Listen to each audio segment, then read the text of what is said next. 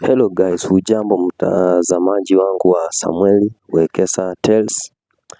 Hapa hivi niko na huyu jamaa ambaye anaitwa Soja Mike. Huyu jamaa ambaye anafanya ujuzi wa wanajeshi hapa hivi. Unamuona kwa mtaro akiwa anajaribu na amejifunga mzito sana kwa mgongo. So huyu jamaa inasemekana kulingana na rumors zenye zinaendelea chini kwamba huenda anatafutwa na serikali ili akaweze kupewa kazi.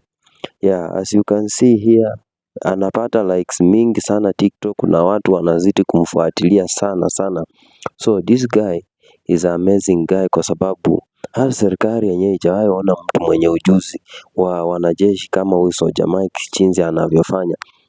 Na inasemekana kwamba huenda akatafutwa na akaingizwa kwa kikosi cha wanajeshi na pia akapewa rank ya juu ya wale ambao watakuwa wanatufunza ya wanajeshi katika mafunzo yao. Good luck Mr. Soja Mike, cause najua kwamba within a short period of time tutakuwa tunaongelea mwanajeshi ambaye ataisaidia nchi yetu katika kupambana na mambo ya ujanja. Guys, mnaona jamaa anafunga huku na huku kamba, anatembea kutoka one place to another. Yani he's risking his life.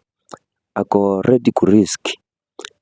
Hata kuna mahali penye amefanya hii video moja ambaye amepita juu ya moto, na hilo ni jambo ambalo kwa wanajeshi wengi wameshindwa kufanya hivyo. Guys, you can see this guy is really nice and talented.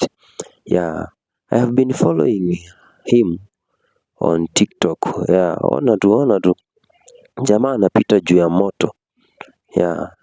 Anapita juu ya moto, yani jambo ambalo si la kawaida. Guys, hakikisha mmesubscribe na mnanifollow ili mpate updates ya mambo mengi ambayo nitakuwa nafanya. Thank you very much for watching.